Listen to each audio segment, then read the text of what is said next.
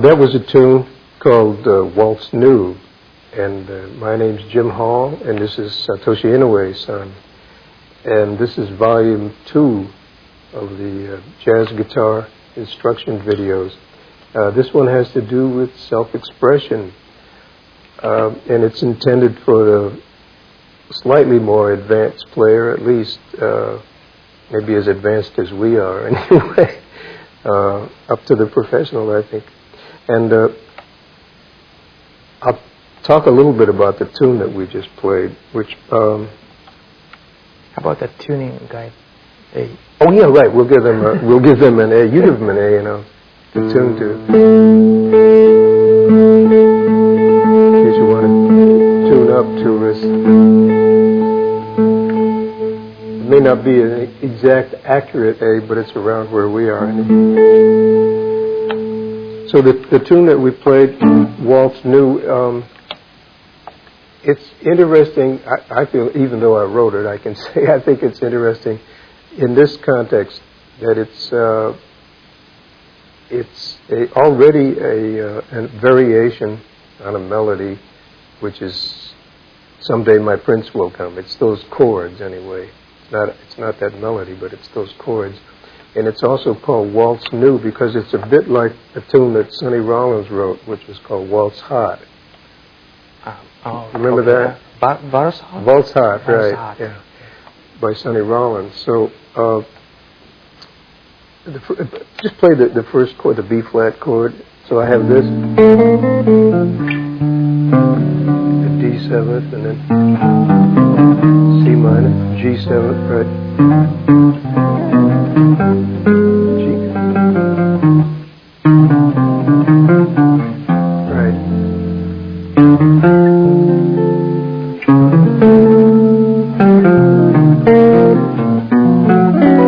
That's kind of hard to.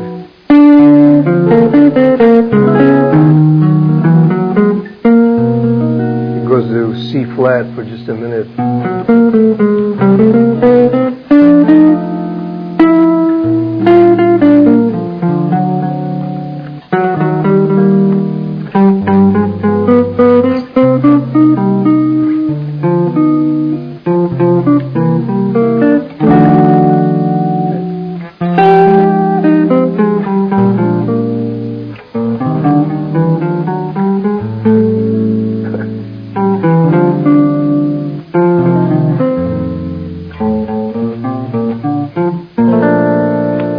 In a way, it almost has a classical feel to it, like that last phrase. That's right up the triad, the B flat triad. But also, I feel kind of good about this tune because it's pretty tightly organized as far as the motive development, and also it has some nice arrival points like that. But the first phrase is this, and it's built on these little motives.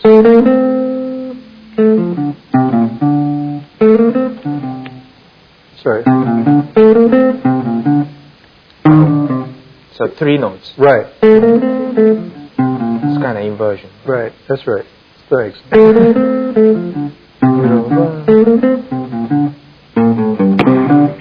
Another variation, and then an inversion.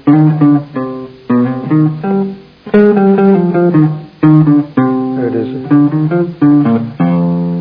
So it's that 3-note motive all the way through there. There you go. There's another one in. So this time it keeps expanding.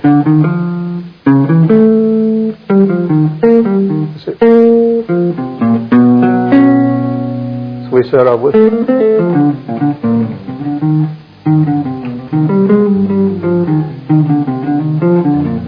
the same idea.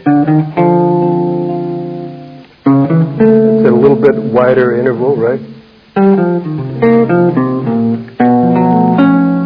The fifth. Okay. So it gets really wider and wider. Right. Right. It starts out with just whole steps and half steps, and then here we are. Oh, I see. Up there. But by the way, this took me a whole day to write, so you can't really call it an improvisation, but I feel good about it anyway. And after that,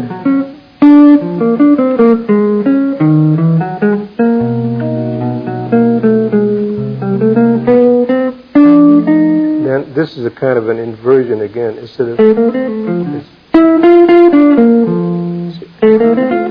Right.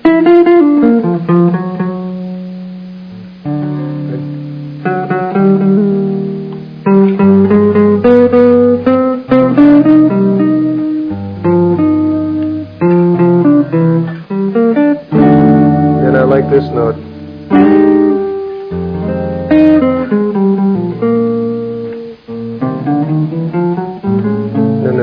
1 second.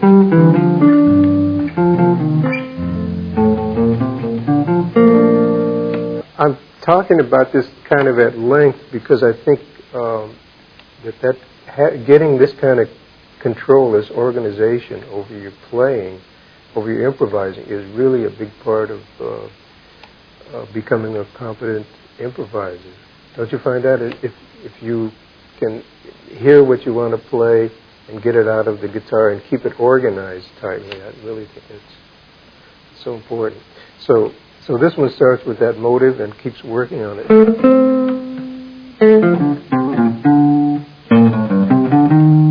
And then again, it's just a little bit different rhythm. And then, yeah, right. Oh, yeah, 3 chords. So it's 1, 2, 3, 1, 2, 3, 1. I see. And then this next phrase starts to expand the interval a little bit. It's a little fourths and now fifths. So we started with this, and now we're with fifths. So then it moves ahead a little bit.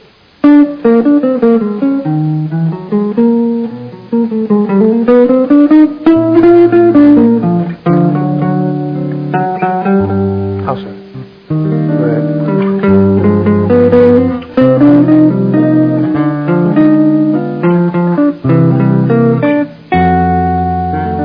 Yeah, I like that part. And then that arrives to this. That's another point that we talked about earlier, is the idea of upbeat and downbeat and having arrival points.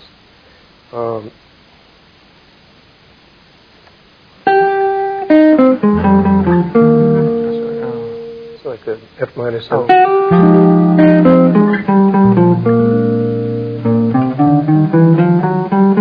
To the A7.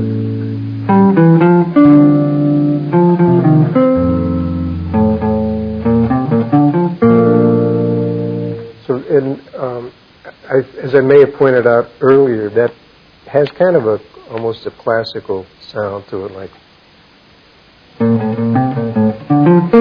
that kind of sound. So it's this. The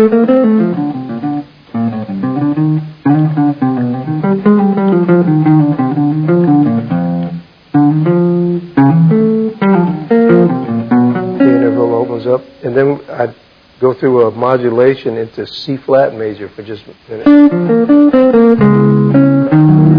G flat 7.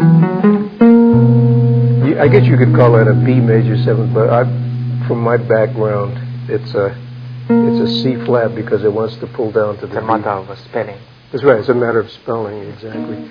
But one of the, which reminds me, one of the most important things I did was I spent 5 years in a regular kind of a conservatory, music conservatory. I went to the Cleveland Institute of Music. That was a great help. What did you major? I majored in music theory. Not a guitar playing? No guitar. No. No guitar. No, there was no guitar in the school, and there was no jazz taught. There were a few schools that offered jazz, but not very many, and this wasn't one of them. But what it did was I got to hear all kinds of. I heard from Gregorian chant up to electronic music, and I wrote some 12-tone pieces, and I wrote a string quartet and all that. And I think it really had a big effect on the way that I hear music and the way I perceive it, and just the idea of putting a composition together with these motives and developing it. I really. Sonny Rollins, I think, does that naturally, but it took me 5 years to learn it.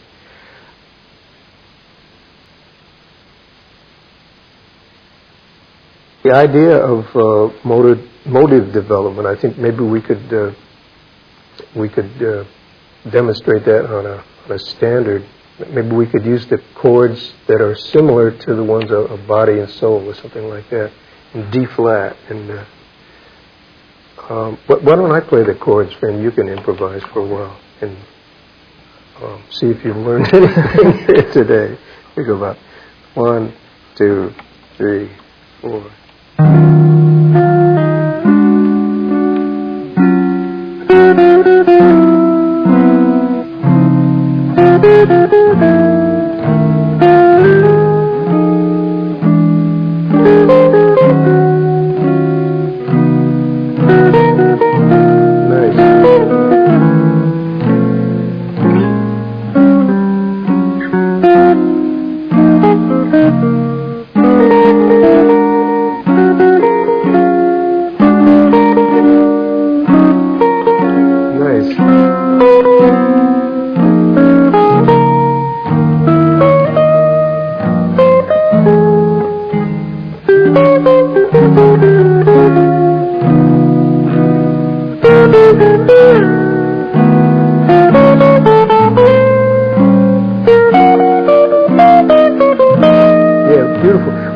What were you thinking of there? What was the motive that you were working with? I don't mean to stop you in the middle of an inspiration. Sound like about a five-note motive? Notes, I don't know. Oh, I see what you mean. I was counting instead of measuring. It sounded like 1, 2, 3, 4, 5. I was trying to play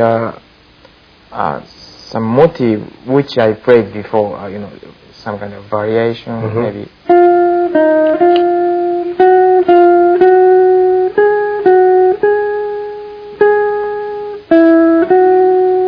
I forgot.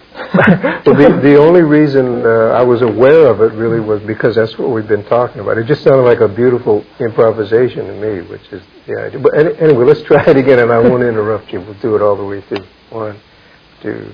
You saw it, right? Okay.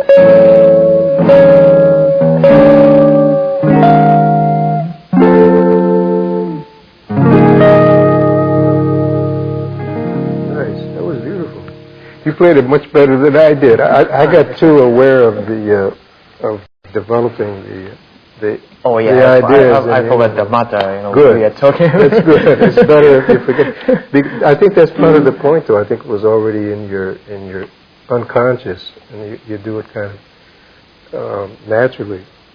I can't remember precisely what motive I started working on, but I was trying to develop a motive. Sometimes if you get it on your mind too much, it can inhibit you. But it was. Oh, when you improvise. Yeah. If you stick too much to the motive. Yeah. Sometimes that prevents you from free expression. Stretching out. Yeah, it does. And I think maybe I was too much focused on it, and that happens sometimes. But I still think it's good practice to get to control.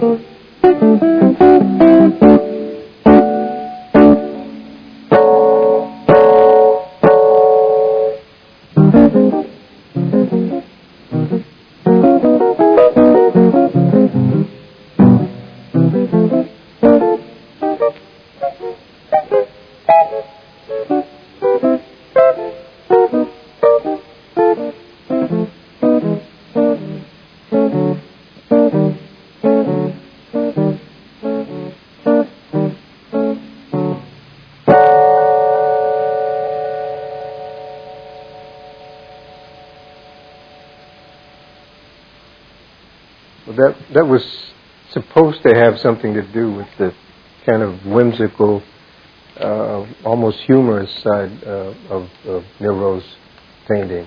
And I stayed with just maybe a few elements. I think I was imagining this as being one element, this little chord, and then these kind of figures, sort of running figures, and then some funny major chords with a seventh on the bottom, that sort of thing.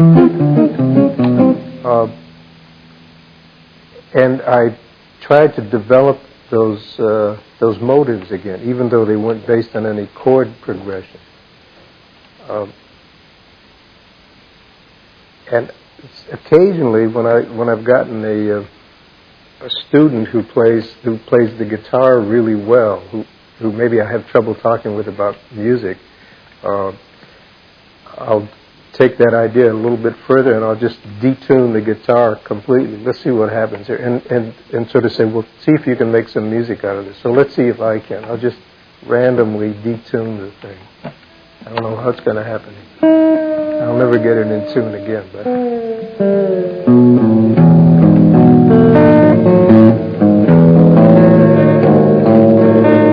Let's see what I can make out of this now. I have this mess.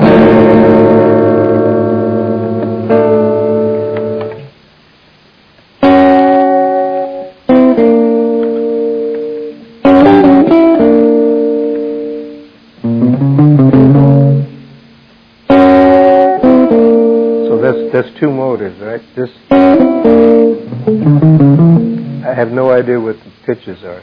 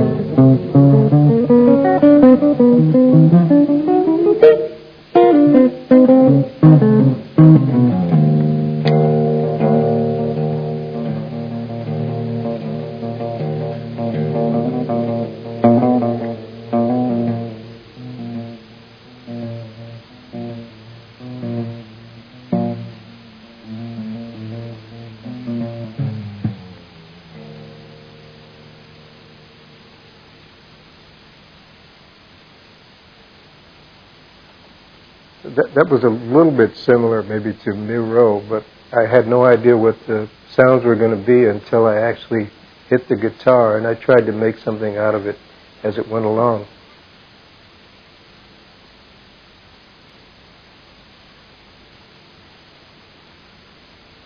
Satoshi-san and I were going to talk a little bit now about motive development in a slightly different way.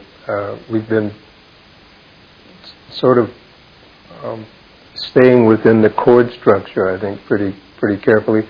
But it's possible to play sort of slightly far out by doing motive development also. And I think that by staying with some kind of development, that it adds a logic to your playing that'll carry through no matter how far out it gets. So we're going to try something based roughly on the chords to Autumn Leaves, and see how that goes. So I'll start with just sort of playing around within the chords and gradually wander out of them, not too terribly far, I guess. So we'll do about 3 choruses, I guess, about like that. 1, 2, 1, 2, 3, 3.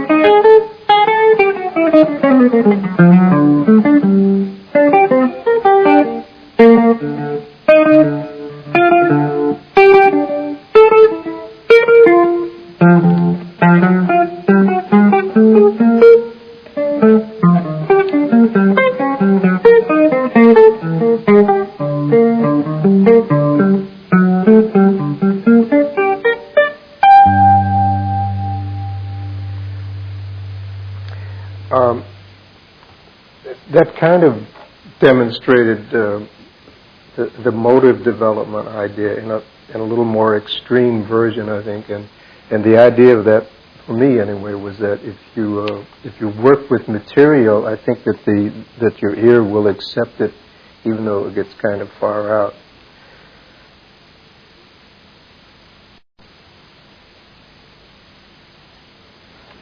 Satoshi and I thought we would talk a little bit about playing rhythm on the guitar and different variations on that. The obvious thing, one of the first things I heard was a great Freddie Green, who just sort of played 4 to a bar with that sort of thing. And from there, George Van Epps played really remarkable stuff on rhythm, very complicated things. And one thing that I got to doing a lot with group, I played with a couple groups. I played with Jimmy Jufrey and Bob Brookmeyer for a while, and there was no bass.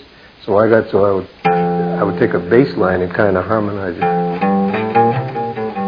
just with 3 notes, maybe something on the 3rd string, and something on the 4th, and something on the 6th.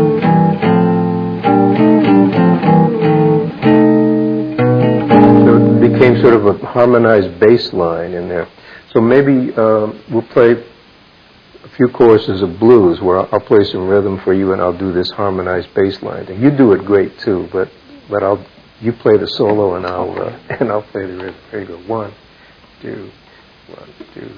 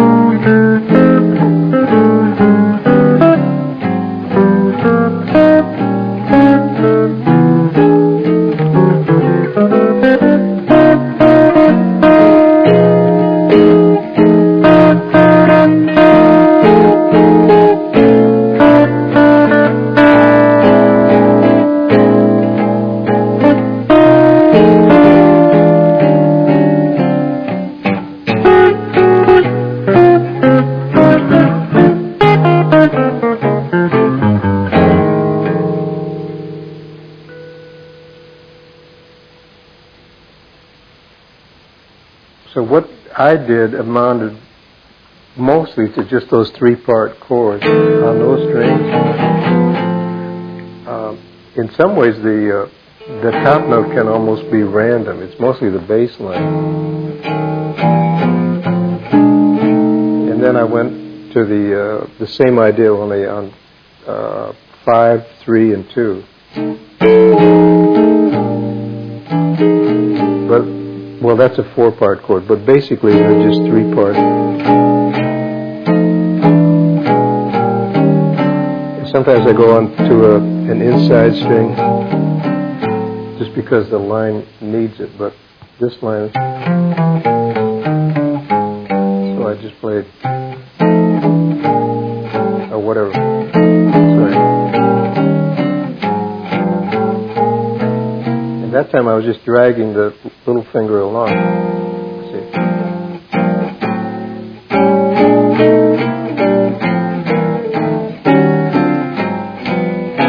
Four parts. But it's that motion, that arrival point that you're after.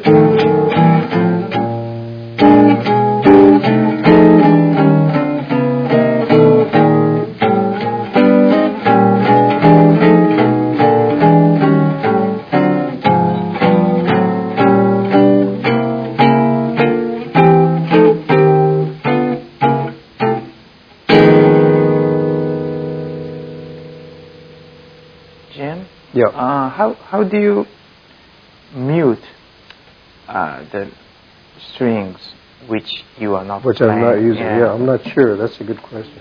I guess in this case, let's see, I'm not... Because you're strumming. Right. This. So I guess I must...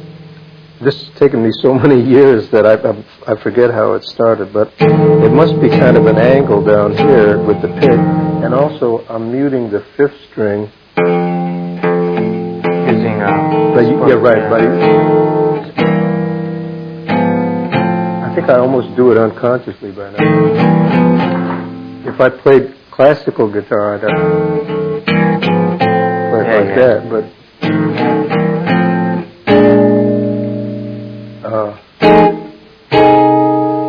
I think you can kind of mute with the finger that's holding, like in this case, I'm playing the sixth string and the third and the second, and I've got the inside pretty well muted with that finger. I think. And probably what will happen is that your ear will dictate to your hand what to do, and right? You hope that happens anyway. So that your ear says, "Well, I don't want to hear that." Oh, this right. fifth string. So something says mute it, so you mute it with that finger. Yes. It is a good question, and I'm not exactly sure how I do it, except it's evolved over the years so that I mute it with one of the fingers. How about yourself? You do the same thing. I think yeah. Same way as you do. But play some of that, and then I'll play it.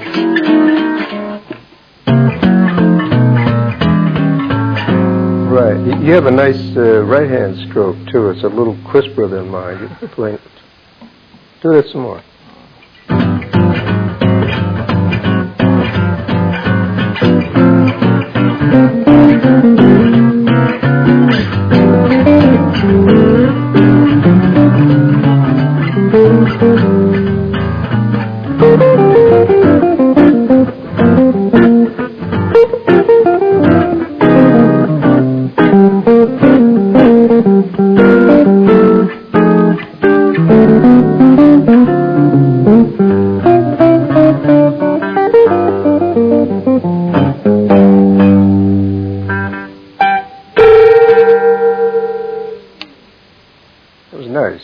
So when you're doing this harmonized bass line, your concern is more to a lowest note. Yeah, I think so. Yeah, okay.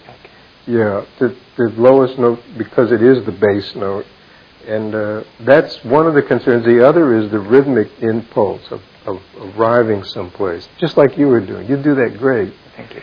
So there's a famous recording you and Mr. Bill Evans. With Bill Evans, yeah. We did My Funny Balance. Yeah. It's a classical recording. Oh, thank you. Yeah, that was a lot of fun.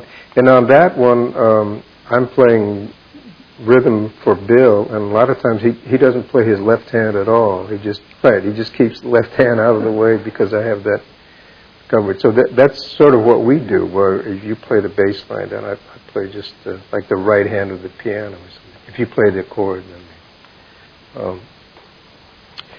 And I think that's pretty much the idea of the harmonized bass line.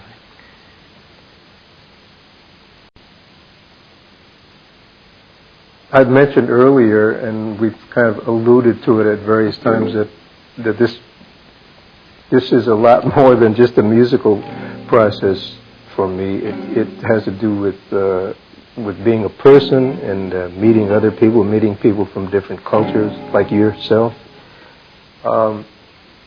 And that's a big part of music for me. And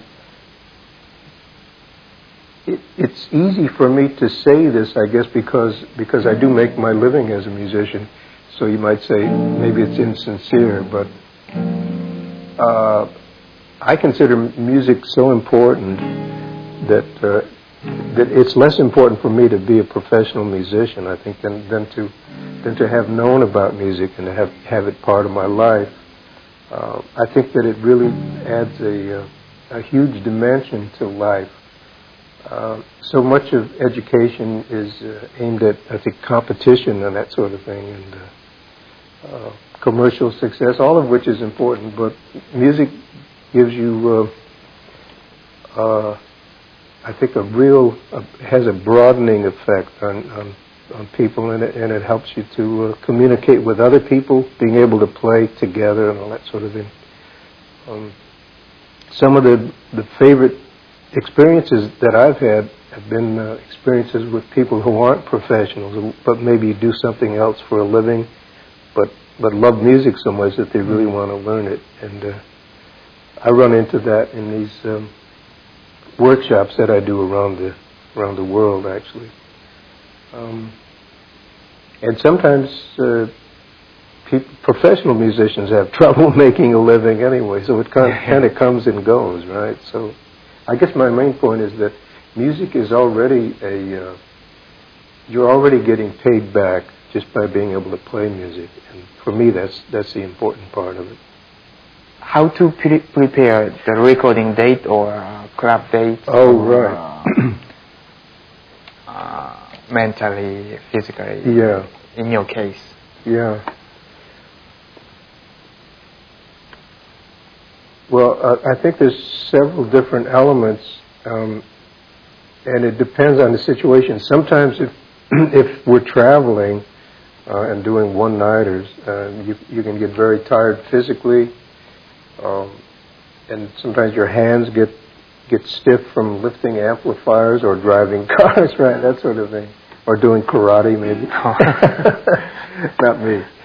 Or playing tennis.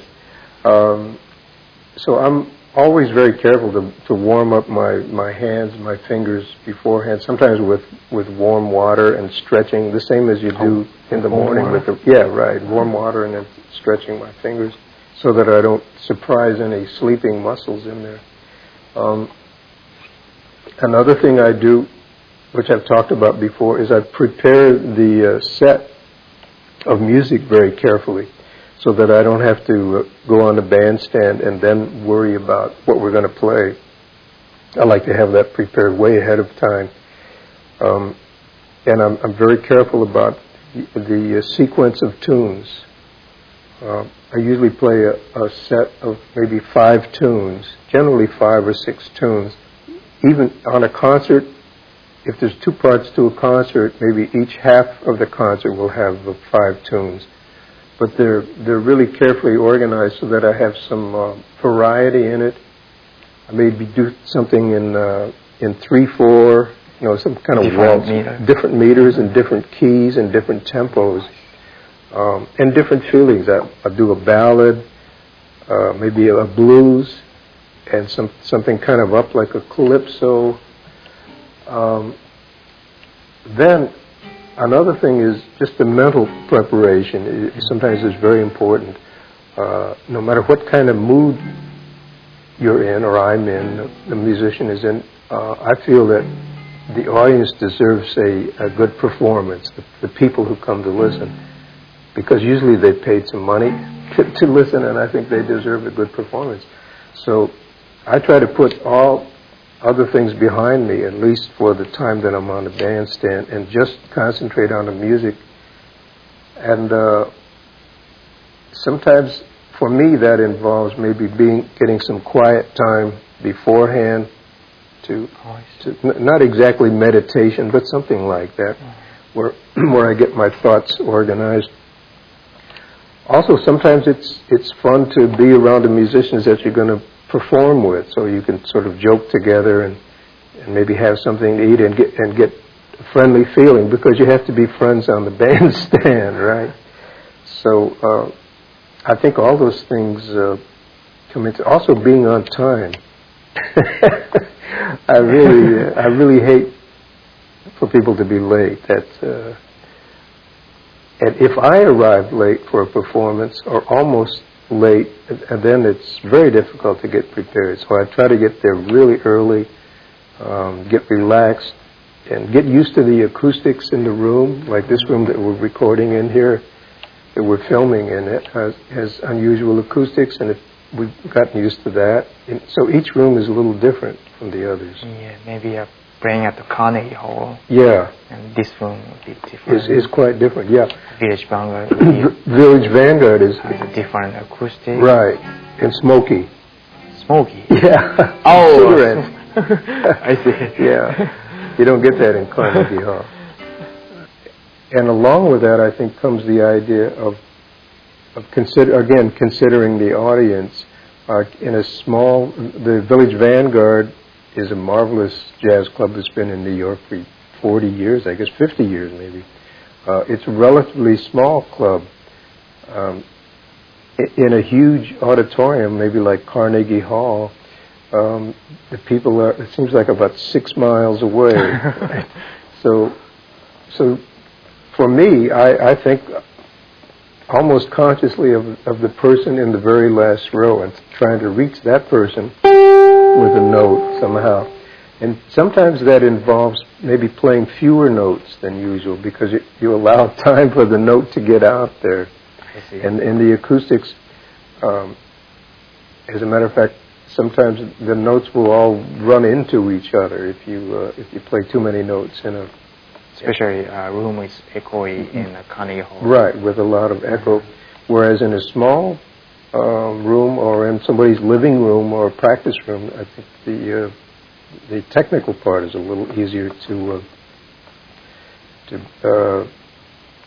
project. What I've done occasionally with students, and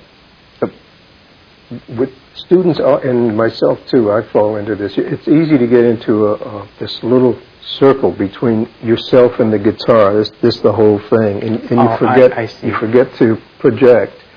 So what I'll do is occasionally I'll have a student sit maybe in my kitchen, which is quite a ways away, and I'll stand at the front window and I'll say, okay, now make the notes reach me, and think consciously of that. So it's not just going from yourself to your knee or something, or your foot. It's going all the way into the living room and back, and I really think that's important. The same idea comes into effect, I think, in terms of making a solo build and reach a certain point. In that, if you have a huge solo in front of you, like maybe you're going to play for 15 minutes, I think you can make the shape a little different. You can have the climax of it maybe 7 or 8 minutes into your solo and then narrow down. And then, on the other hand, if you only have an 8-bar solo, you have to shape it up really differently, like a small model airplane, so that you say your whole story in 8 bars. And in the days of before your time, in the days of the 78 records, did you have 78 records? 78 RPM? You started with 33, right? The tunes on the record often would only be 2.5 minutes or 3 minutes, and a number of really famous players built their whole reputation maybe on just an 8-bar solo. Very short solo. Very short solo because there wasn't enough time for a long solo. Whereas John Coltrane, I think, was one of the first guys to really stretch out for maybe 20 minutes on one tune. The Indian music with the ragas and the sitar players, they really stretch the time out a lot. They have long solos. But I think that's an important consideration, like how long is your solo going to be? And is it just a solo based on one chord, or is it a tune with a bridge? Like most of the things we've played today have bridges, except for the blues. I think those are important considerations, and they're similar. It's sort of analogous to the idea of whether you're playing in Carnegie Hall, which would be a 20-minute solo, or the Village Vanguard, which is maybe a 32-bar solo, that sort of thing. So I think about all those things before I go on the stage, and certainly after I'm on the stage, I think about it. We've talked about self-expression. Volume 3 deals with the guitar in the setting of a quartet. And self-expression on the guitar arrived at through the process of developing, listening to what you play and developing it, I think, basically. Finding your own voice in jazz, which I really feel is important. And for a final piece, we're going to play a tune that I wrote, and Satoshi-san helped me find a title for it. It's called Seseragi, which he explained earlier has to do with the murmuring sound of a small brook. And it's supposed to, it has to do with my feelings about Japan and the people and the culture and the countryside. And it's meant to convey a peaceful feeling. And we'd like to finish with that. And thank you very much.